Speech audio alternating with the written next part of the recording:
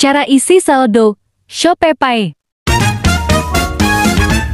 Halo, selamat pagi, semangat pagi. Langsung aja kita klik akun Shopee, kemudian pilih Shopee Pay, lanjut klik isi saldo.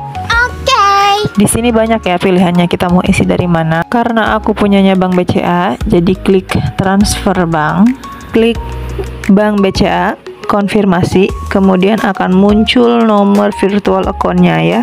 Nah, ini sudah muncul, kita salin dulu ya. Kemudian kita masuk ke Bank BCA, kemudian langsung pilih ke menu M transfer, kemudian klik BCA virtual account, masukin virtual account yang tadi kita salin, kemudian tunggu hijau dan kemudian send atau dikirim. Setelah itu kita masukkan nominal berapa yang mau kita isi Shopee Pay, kemudian klik OK dan sudah terkirim. Oke, sekian dulu videonya, bye bye.